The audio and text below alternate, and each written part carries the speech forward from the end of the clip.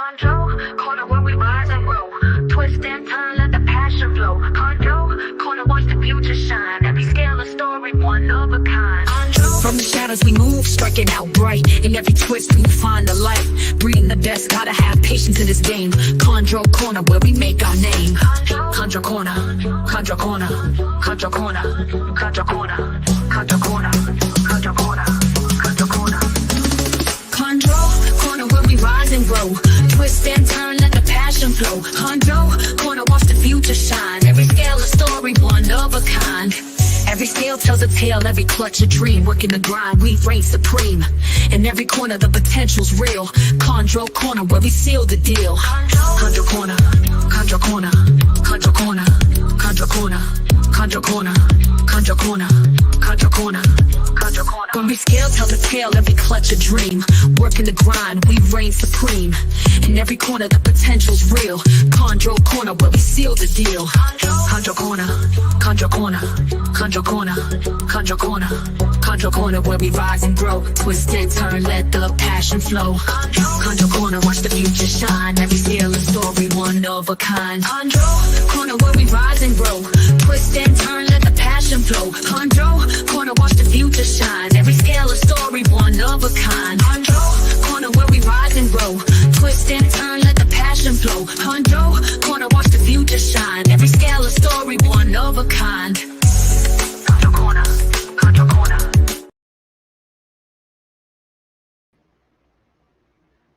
What's going on, everybody? Thank you for tuning in tonight for another episode of Chondro Corner. Before we bring Buddy on, I just want to run through and just say hey to a few people in the chat really quickly. Brian, what's up from Heathen Hatchery? Thank you for tuning in.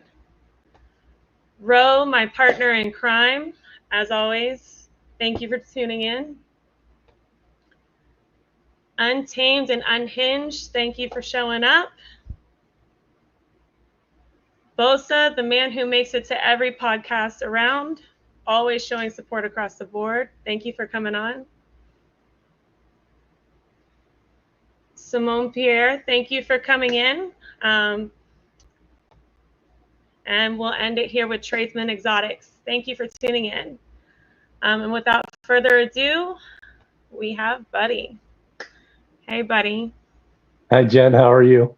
Doing good. How are you? I'm wonderful. Thank you for asking. Thank you. And thank you for coming on tonight. I know you're probably like, who the heck is this woman wanting to reach out to me and have me jump on her podcast? But thank you for going out on a limb for me and coming on. My pleasure. So, Buddy, the GOAT, as Bill likes to call you. Tell us, first of all, what your friendship is with Bill. Why does Bill call you the GOAT for him?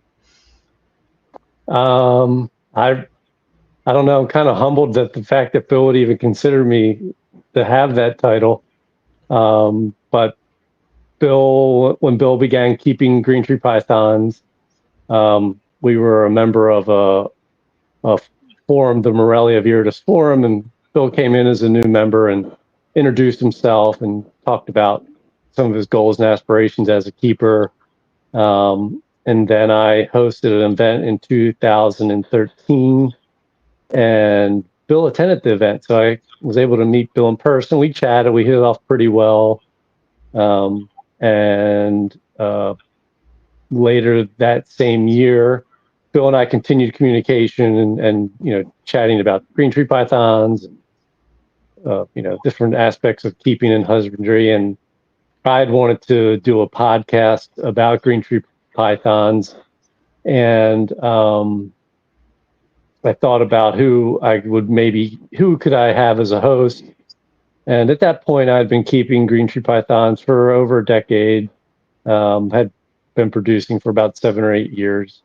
And I wanted somebody who had less experience than I did, so that when we actually interviewed people, the topics that were important to Bill may not immediately pop into my mind, and the same with Bill. So I thought it would be a great balance of having someone who was a relatively, at that time, a new keeper to join me and balance out the interview process for our podcast. And our friendship grew from there. We did the podcast, just always reached out to one another regarding breeding. I remember Bill's, I believe his first green tree python clutch, he like everybody else that had green tree pythons the first time was struggling with some babies that were feeding. He sent me some animals. I was able to help him get them established, sent it back to him. And our friendship just grew from there, from the common factor of green tree pythons, and just being involved with the community and trying to learn as much as we could and take our experiences and see if we can help other people along the way of chondro ownership. And the friendship just continued to grow. And Bill, I remember we were at a carpet fest one year, and Bill picked up one of my animals at an auction, and then during the pandemic, I had produced an animal I thought was kind of unique, and I was thinking, well, maybe long-term care for the genetics, maybe I shouldn't have the entire line in my collection. That way, if an unforeseen tragedy occurs, there might be some genetics outside of my collection where maybe we could salvage the line. And I reached out to Bill. I said, hey, I was thinking about sending you a snake. And Bill's like, hey, that's funny. I was thinking about sending you a snake. So we sent each other a snake about 4 or 5 years ago. Bill sent me a sickness offspring. And, we just have been in touch and good friends. And we talk about different situations we've had experience with chondros and the people that keep chondros, and, give each other advice on, how maybe to move forward with a certain situation, or give advice if it's elicited. And then recently, my oldest son started attending college not far from where Bill lives. So we've had an opportunity to go out and visit Bill and Kim in their house in Texas and spend some time with them. And Bill and Kim have been gracious enough to offer my oldest son any type of assistance he may need when he's out in Texas away from mom and dad, that he may need an adult help navigate. So it's been a very good relationship. I have a lot of admiration and respect for Bill and everything he's done with green tree pythons and what he's done before he even kept green tree pythons. So that's pretty much our relationship. So what originally got you into green trees? Well, I think like everybody, you see these amazing animals, and to me, they're beautiful. And of course, if you like snakes, you just want to keep a green tree python. And I was fortunate to incidentally run into a person who was keeping green tree pythons in captivity in the very early 90s. And he was the first person that I'd met in the reptile keeping hobby at that time that actually was keeping green tree pythons, and that were also captive bred, which was unusual. And he had plans to breed. And we participated in another hobby, and we just kind of met and found out incidentally that we both had a passion for keeping reptiles. At the time, I was keeping a fair number of Antaresia liasis and Borrelia species, and my friend was keeping green tree pythons, some Antaresia species as well, and doing some work with tortoises and blue-tongued skinks. And eventually, he produced green tree pythons, and I was very hopeful that I would purchase my first green tree python from him. And one of the experiences I had because of our friendship, I was able to watch him attempt to establish baby green tree pythons, and my immediate interest in ownership dropped to about 0 after seeing what a struggle they were to establish. Don't say that, Buddy. Come on. So, so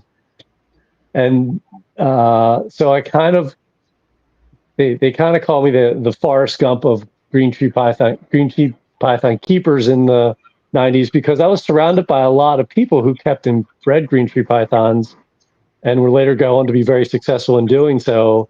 But I just kind of was on the sidelines observing and trying to make my mind up whether I wanted to jump into ownership. And I actually waited until 2003. So my friend Tim hatched a clutch in 2006, I believe. I'm sorry, 1996. And so I waited another 6 years before I decided to take the leap into ownership.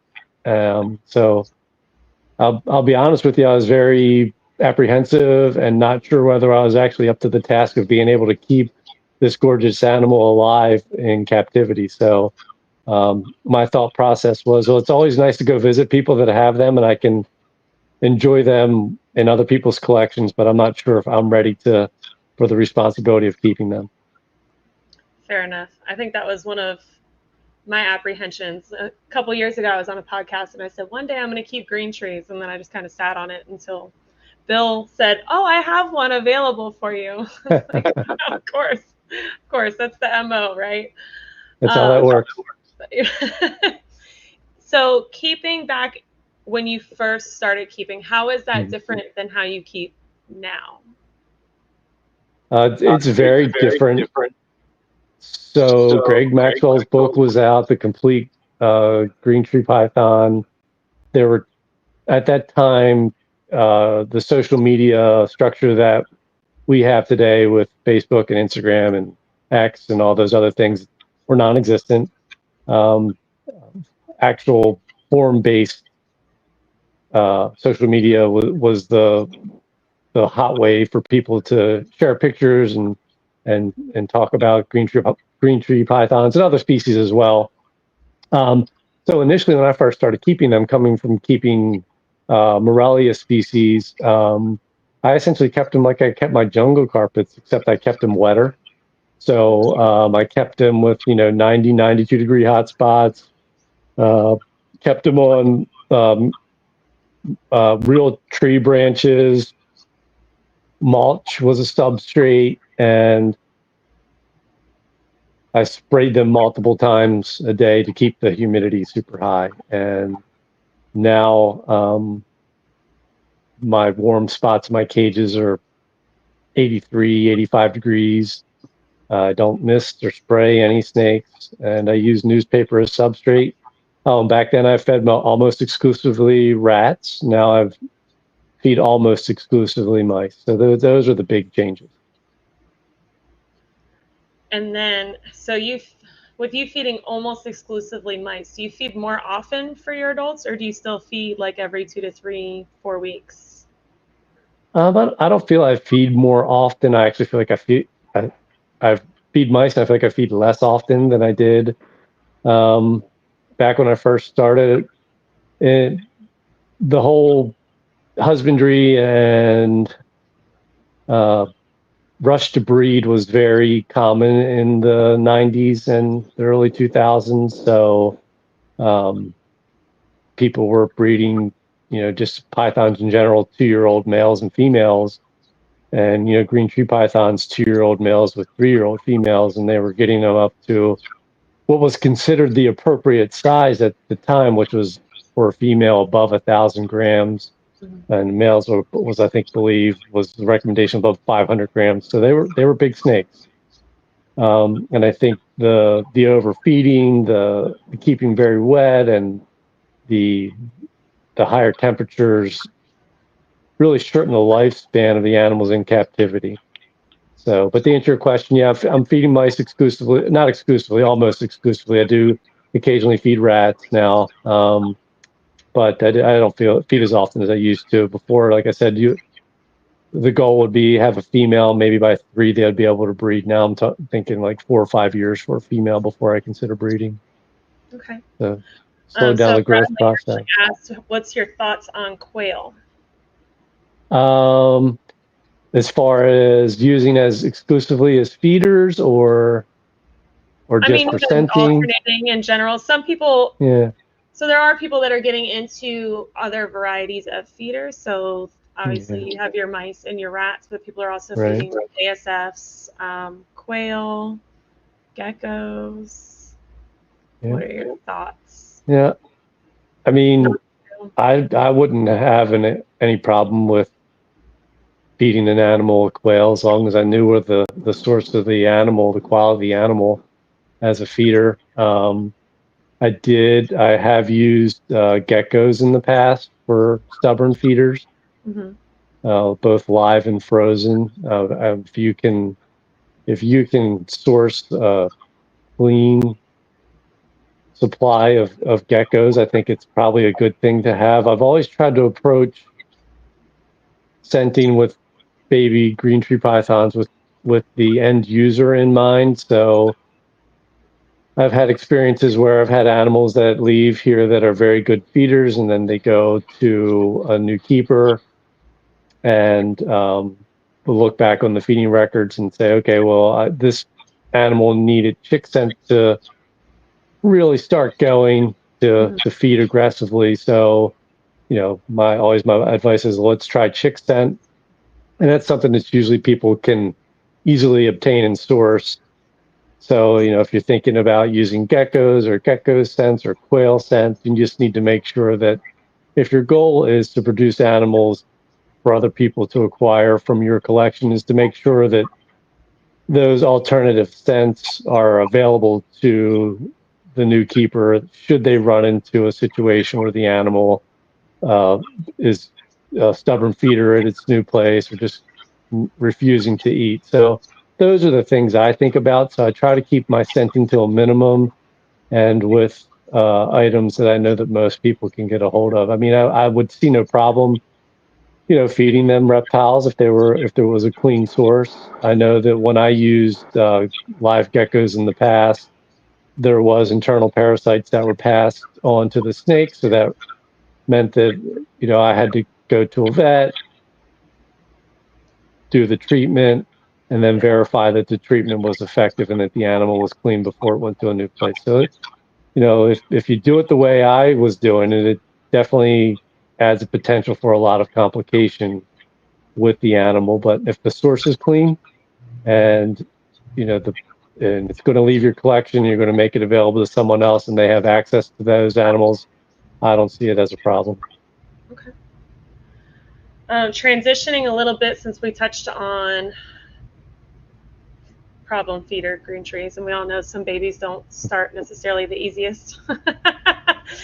What made you transition from keeping into breeding? Well, I had a lot of success with breeding pythons in the 1990s, and I knew if I was going to keep green tree pythons, that ultimately I would attempt to breed green tree pythons. So I just gave myself a couple of years to try to figure out what made them tick and what may make them a different python species to attempt to breed. But my experience was they were very similar to other python species, in that if you followed a certain prescribed regime or protocol, that usually you could have the female and the male breed. It was just the other steps that tended to be a little bit more difficult to progress to, such as, follicle growth, ovulation, and then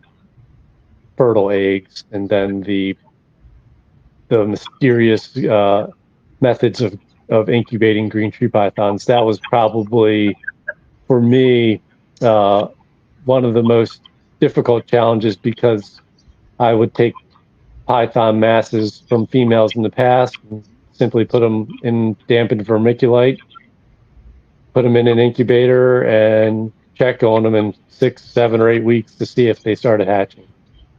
And they required very little observation and maintenance during the incubation process. And the popular method at the time that I was starting to breed green tree python was the 151 method, which Greg Maxwell describes in great detail in his book, where he purchased a calibrated thermostat and he actually measured egg shell temperatures and used the egg shell temperatures to determine the correct incubation temperature. So for the first week, it was a lower temperature. Then for the next 5 weeks, the temperature was slowly increased and kept at a steady temperature. And then the last week, they were dropped again. And this method was based on studies that have been done of green tree pythons incubating egg masses. They noticed that it took a while for the egg masses to come up to temperature. And then the last week or so, the female would loosen her coils and allow some of the thermal mass to dissipate from the eggs. And so that was thought to be the magic bullet as to why green tree python eggs weren't readily hatched in captivity. And then you had people, I believe Marshall Mendez, he was one of the people that openly were using vermiculite as a substrate medium and using a straight temperature. And so when I had the opportunity to incubate my first clutch of green tree pythons, I just decided that I would use the same temperatures that I had incubated all other python eggs. And I was successful doing it, and I really haven't changed much. I use a steady temperature from day one all the way to the last day of incubation. Several years ago, I had a great discussion with another breeder about lowering the incubation temperature, and so I gave that a try, and so that seems to yield pretty good success as well. I have noticed that the babies do appear to be larger. I don't weigh my babies, so I can't say for certain that the babies are larger upon hatching with a lower incubation temperature, but they do appear to be larger. And what temperature do you incubate at? Right now I'm running 86.5. Okay. And that is the actual incubator temperature, not the actual temperature inside the egg box. And then how do you set up your egg boxes? I've played around a bit, so I used no substrate my very first clutch.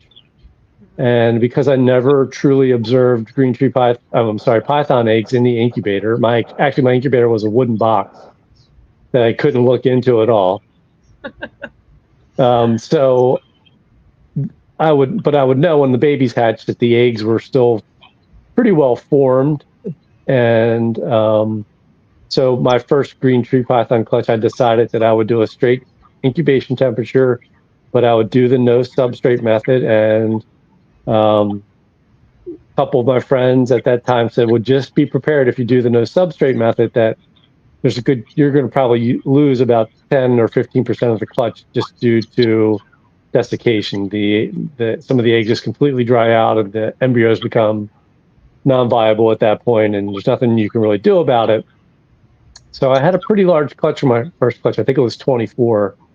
And so I had made a new incubator where I could actually look at the eggs, because once you have green tree python eggs, you want to stare at them on a regular basis to quell any thoughts of nervousness or that you're doing something wrong and that disaster is right around the corner. So in order to quell all those fears, you want to look at them quite regularly. And but I noticed with about 2 weeks to go, they started to dimple. And so never having this experience before, I panicked. I mixed up vermiculite and I moved the eggs over to vermiculite, and they all pumped back up. And I was lucky I had 100% hatch my first clutch. So after that, I did do the no substrate method. I promised myself I would not panic once the eggs began to dimple a bit. So I used the no substrate method. And I've continued to use that. I've also had some experiences where I've had some clutches where the eggs were a little bit too dry near the end of the incubation. So I guess about 7 or 8 years ago, I started putting a little bit of damp vermiculite in a deli cup with 4 or 5 green tree python eggs in each little cup, and that suspended over water, and I had very good results with that.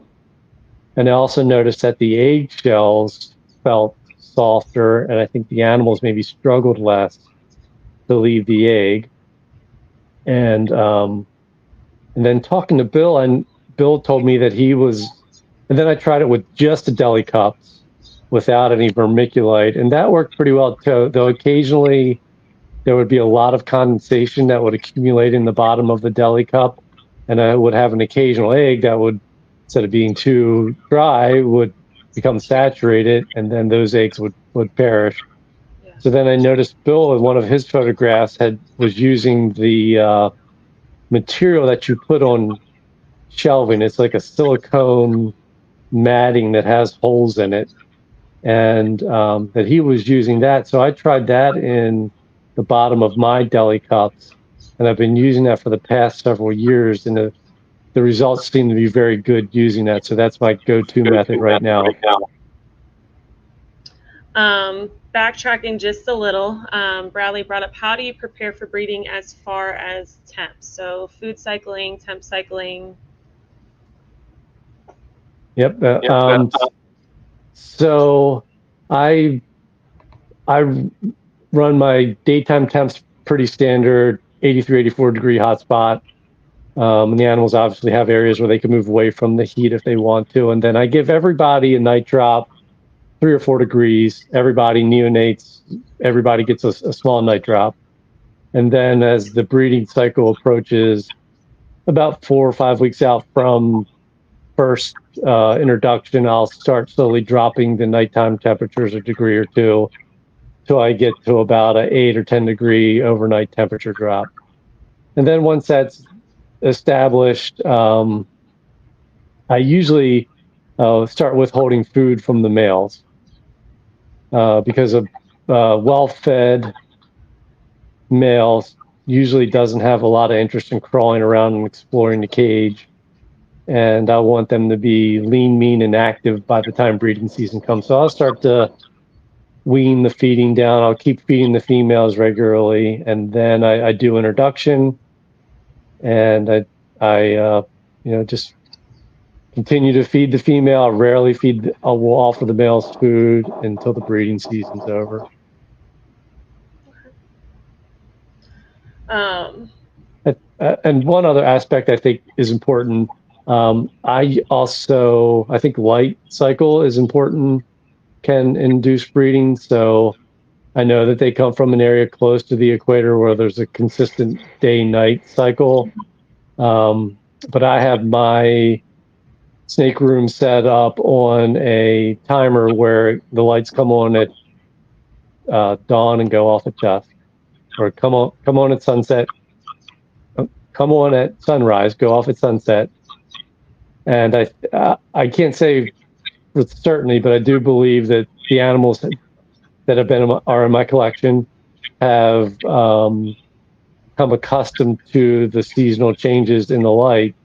And I noticed that late August, even before I start doing temperature drops, a lot of my males will start cruising. So I'm not sure if it's just a coincidence or it's part of as a result of the light cycling. How long do you typically leave a male in with a female once you start introductions? I usually keep them together for about a week, and then I'll pull the male out for 2 to 3 days. And there's of course there are some other things to take into consideration. If I do a pairing and I notice the female is in a panic or flight mode, obviously the male comes out immediately. I give her some time to settle and reintroduce at a later date. But I usually, if they're compatible and they're breeding, I will leave them together until the female goes off feed and I see some true signs of follicle growth. And then sometimes I'll leave them together into the spring and we'll have absolutely no results. So I'll keep the male in as long as I think is required to produce a clutch. And then usually I'll end my pairings in February if nothing has happened at that time. How do you set up your lay box by chance? And do you remove the perches for the female when you do set up the lay box? Yeah, so I take the female when she is about a week from laying. I actually take her out of the cage. I put her in a 6-quart tub in my hatchling rack, and that is where she stays until she lays eggs. And what I'll do is every other day, I'll let her soak in water for an hour or two to make sure she's properly hydrated. And that way I don't have to worry about them laying from the perch or laying in the water bowl. They don't have a choice but to lay in a 6-quart tub. What do you use for substrate while you have her in there? Nothing. See? That's why I have you on here, buddy, so I can keep learning. That's right. Keep it simple. I used to use a nest box with sphagnum moss, and go through the same concerns everyone else would have. Is the female going to go into the nest box? Is she going to leave the nest box in the middle of the night and go to a perch and drop eggs? So I would get to a point where I would take the perches out, take the water bowl out, and just leave the nest box in there. And sometimes they would hang out on top of the nest box. Sometimes they would use the nest box. And I had a couple of cases where the females, one female in particular, came down with a respiratory infection post-lay, and I thought it was just the stress of breeding, and that's just what it was. But when I took her to the vet, and the vet did an examination, she pulled a very long piece of sphagnum moss out of her choana, which is the area of the roof of the mouth where the glottis rests, where they breathe through their mouth.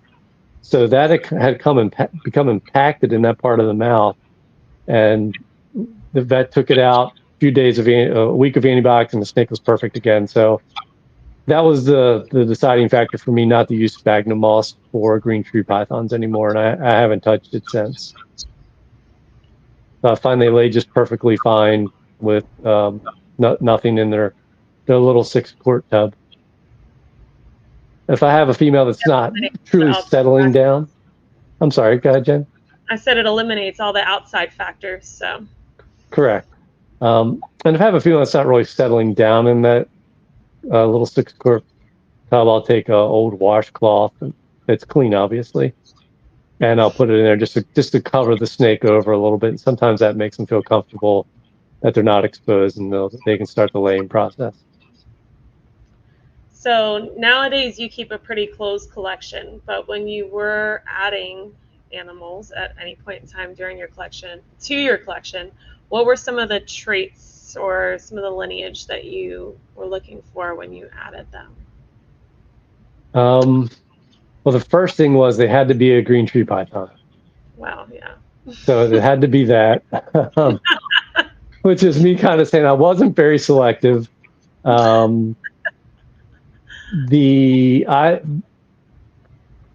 A lot of people love the melanistic chondros. I have melanistic chondros in my collection. They are very nice looking. But my favorite animal type is not a melanistic animal.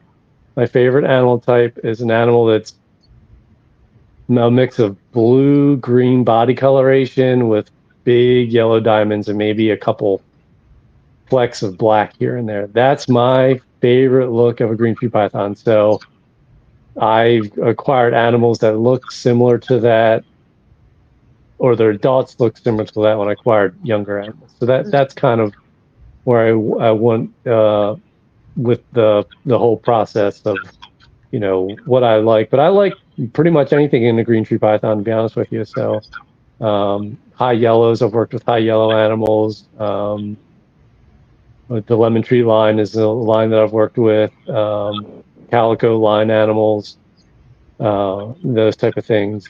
So, Bushmaster New Blue animals, I thought they were amazing animals when they were available. A lot of my collection has the Bushmaster New Blue line in them. Prada Maniquari was some amazing animals bloodline I have in my collection. So I just kind of picked the animals that I personally liked and tried to replicate it. Sometimes it was successful and sometimes it wasn't. Sometimes I had good surprises and sometimes unpleasant surprises. So obviously you don't deal with the imports now, per se, but what are some of the good procedures and precautions to take when getting imports besides panel testing and proper quarantining? Yeah. So I will tell you that my second or third chondro was a wild-caught chondro that was given to me. The animal was misrepresented as a captive bred animal, sent to a friend of mine. When it came in, it was a wild-caught. It had capture scars. He took it to the vet, and the vet ran a panel on the stool, and it was loaded with everything you could imagine. And it had a reaction to the dewormer, and it actually had a paralytic reaction to the snake. And so that animal was thought to be dead, but I actually revived it. I gave it some activated charcoal to try to absorb any of the toxins that were in the system. The animal recovered and, subsequently tested. The dewormer did a great job, but that's going to be the number one thing, is make sure that it's vet screened multiple times, fecal wise, and run the viral panel, particularly for nidovirus, just to ensure that the animal doesn't have it. And I would leave it in quarantine for at least 6 months, and that would be making sure that and then for me, it would need to be clear for 6 months. So whatever, if something would come back, if the stool sample would come back negative, I would restart the quarantine date 6 months from that date and continue the treatment and therapies. And of course, the bane of any reptile keeper are the snake mite. So obviously you want to make sure that the animal is free of any mites and those type of things. Just be patient. Don't buy an animal, rush it through quarantine, and introduce it into your collection. You're asking for a catastrophe. That's good advice. What is one of your, I wouldn't say mistakes, what is one of your biggest learning opportunities you've had since you've been doing this? Oh gosh, every failure I've had. I mean, I've killed a lot of snakes, not purposely, mind you, but I was confident in some of the very confident in some of the equipment I had. I lost a large number of holdbacks from my first 2 clutches. And I went from having a very large number of holdbacks to 1 or 2 within a day or 2 due to a piece of equipment that malfunctioned that I didn't verify was working properly. So, now I check everything very regularly, temperatures and all those other things. I don't believe that what the temperature controller is telling me is true without a secondary means of verification. Mm-hmm. Let's see, what else? I don't know. I mean, those are my, those things I've had. I've dropped chondro eggs, transferring them from the nest box to the incubator. I had power failures and found out that my backup system for my incubator wasn't working properly, and had to figure a way around that problem until I could have power restored to my home. So those are really the big learning things, are making sure you have redundancy, verify as much as you can. And I guess the other thing too, I'm pretty sure I've killed a lot of snakes by rushing them to adulthood. So slow down and enjoy the snake's growth and the snake's change, instead of rushing to move an animal into a breeding regimen. So on a positive side of that, biggest successes? Yeah, that's a good question. Yourself on the back and do your happy dance through your reptile. Okay. Well, it's actually I'm gonna tell you this. I'm probably gonna disappoint a lot of people. It has nothing to do with breeding snakes.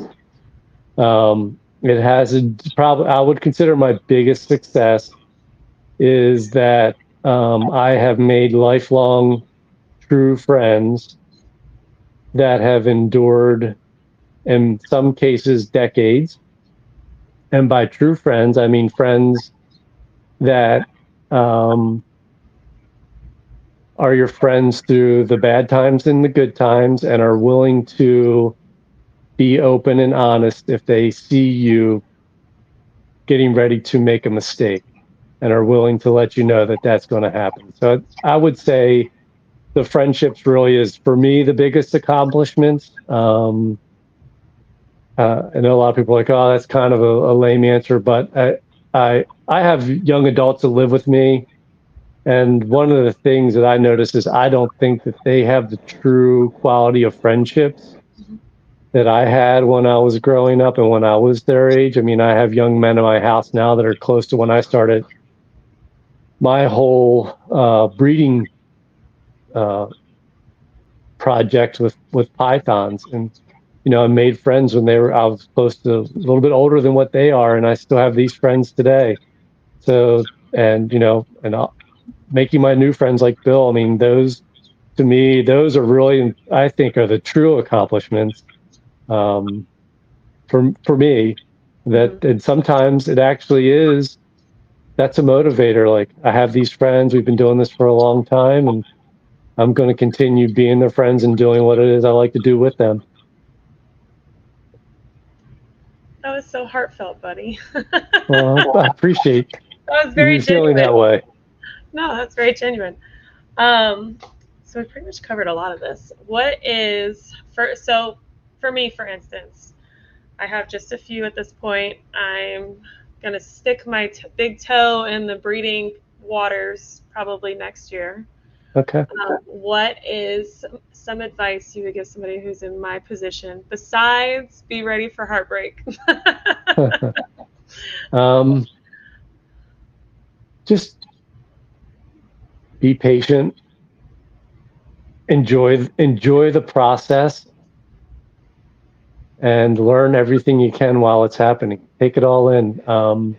We tend to, and I do this. This is a bad habit I have. I see that I've introduced a pairing, and I see that they're compatible and they're breeding. So I'm now rushing for the next step, which is, you know, the follicles developing, and then I'm ready for the next phase where I get the ovulation. And, you know, sometimes it's nice to sit back and enjoy that you've made it this far and enjoyed that success. So just take it all in, enjoy it, don't rush it, and it's all going to be a learning experience. We're all can give, every one of us who have bred green tree pythons can give you all the advice and encouragement and all the knowledge that we have, but until you experience it firsthand, that's when you're going to have your true learning experience. And then just to wrap things up, we're going to circle back to hatchlings really quickly. Okay, sure. What are some traits you look for in your neos to decide if they're going to stay or if you're going to make them available? Or do you just say keep them all? Yeah. So if I have if there's an animal I really like in my collection, and I know what they look like as a baby, and they produce babies, I may look at the baby photograph to say, okay, this kind of looks like the mom or the dad that I really like. I would like to have more animals like that in my collection. And that's pretty much it. I mean, sometimes it's just I like the way it looks for some reason, and I'll keep it. And another big factor for me is their feeding response. Like how aggressively are they feeding? I like those animals, and I want animals in my collection to feed that way. So those are really the characteristics that I kind of look at. I mean, there are people that, you know, they can look at an animal and say, oh, I can tell that animal is going to turn out to be this or that way. I don't know. Sometimes I look at an animal and think that's going to be an amazing adult. And it's amazing in the fact that it's a beautiful green tree python, but it's didn't turn out exactly the way I thought it would be. So, and then I've had animals that look very nondescript and generic, and they've turned into be just stellar adults as far as what people like in designer animals. So I don't think I have a true sense of being able to pick out neonates and determine if they're going to be, an amazing designer animal or if they're going to be a nice green animal with a little bit of blue highlights. Red neos or yellow neos? Well, I like them both. Last year I had 0 yellow babies, which I think is the first time that has ever happened for me. Not intentional, just the way that it worked out. I think right now for me, where I am in the hobby, it's still going to be red neos. I do believe guys like Mark Hager and John Leckie and other breeders that are truly focusing on the potential, and I believe the untapped potential for yellow neonates. I believe they're on the right path. If I had another 20 or 30 years in this hobby, I would be right there with them. But I'm like Bill, nearing the end of my time with keeping and breeding snakes, and so I don't have the time to devote another 15 or 20 years to refining animals and a look or a lineage. So for right now, for me, it's reds because I think they're already where I want them to be. Fair enough. We kind of already touched on it as far as feeding types, but Santos questioned any specific feeder that you prefer that works better in your opinion when it comes to a trouble feeding hatchling.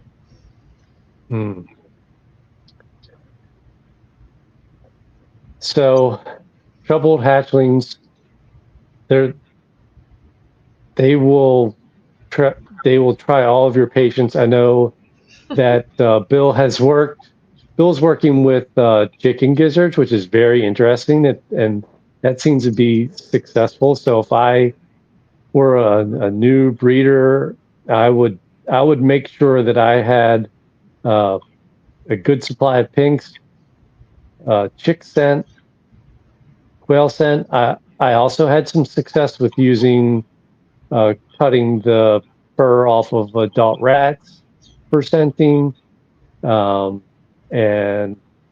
sometimes an adult mouse scent will work. So I would just make sure you have plenty of options in your resource manual or whatever you keep. Make sure that you have options to offer stubborn babies. Sometimes it's a lot of the technique and not the persistence that's required to get a baby to feed. A lot of people, I think, give up a little too soon with an animal, and sometimes you need to just give the animal a little bit of a break and get right back at it. So, but yeah, anything you can add. So all those scenting options.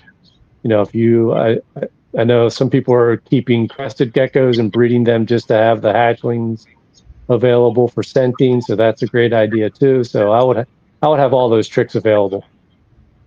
And then Tradesman Exotics asked us, do you feed live or frozen to your adults and neos? I feed exclusively thawed frozen rodents. Okay. My next question for you is, oh man, I just drew a blank.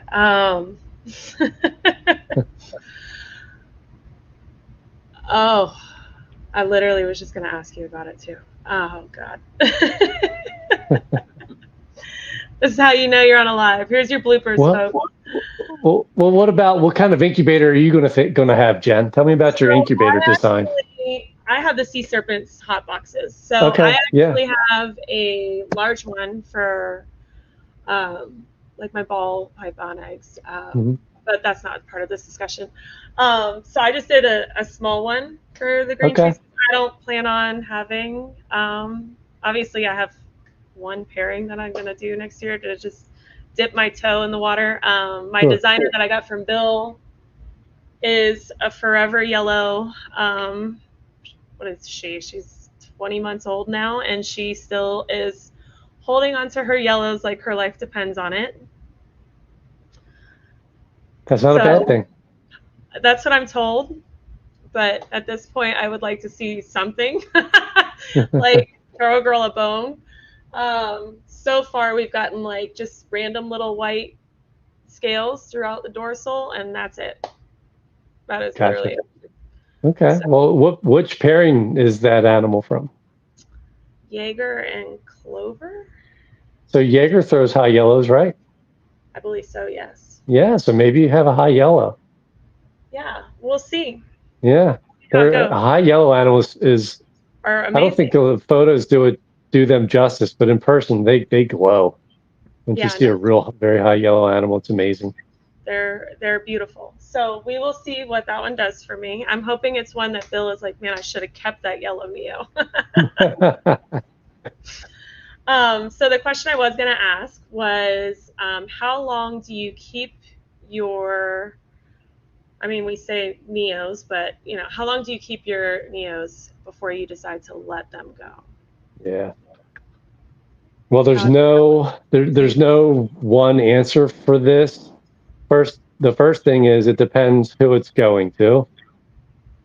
So as an example, I recently sent Bill a Neo that I think it was established enough for Bill, but I would never send to someone who was new to green tree pythons. And I wanted to get it to Bill before the weather went south for the winter.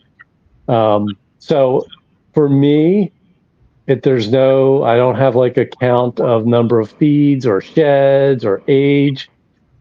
For me, it's when I slide open that tub and that green tree python is bold enough to be sitting right there or actually coming out of the tub to me to be fed. And when it's consistently acting that way, that's when I consider an animal established enough to go to a new home. Fair enough. I know Bill made me wait like 6 months. It was the longest 6 months of my life. Yeah, that's not unusual. It usually takes about 6 to 9 months for them to understand that the interaction with the keeper is food. Mm-hmm. And once they recognize that and they really just make this turn, that's when I find they're most successful at a new environment. Yeah. But that's about right. 6 to 9 months. For me, like it transitions so well too. So I mean, I honestly, like, at the end of the 6 months and watching it transition to a new home and seeing how easily it transitioned, I probably would do the same if I don't decide to keep all of my babies. I don't. Right. Yeah. Well, that's a good way to save yourself some money. If you keep all those babies. Keep them all. That's right. So that's what I did. I started with I had like 2.3 adults, and I just focused on breeding, and decided that I would hold back half and make the other half available for either sale or for trades. Mm-hmm. And I did that for about 10 years. And then it just got to the point where, the collection was where I wanted it to be. And I didn't have to, buy a snake. Not that there's anything wrong with buying snakes, because that, I do like buying snakes, but there's also some fulfillment in knowing that you can produce the animals that you want in your collection with what you have. So there's some satisfaction there as well. I believe that is all I have for you at this point, Buddy. So there were no hard questions. There weren't. So that means I'm going to get a message from Bill saying I let him down. Although I don't know. I think it was kind of hard to ask you like biggest like learning experiences. And oh yeah. I expected that. I expected it. Right. There is one more question that popped up in the chat. Have you ever heard of people using vertical perches, and do you think there's any benefit for them?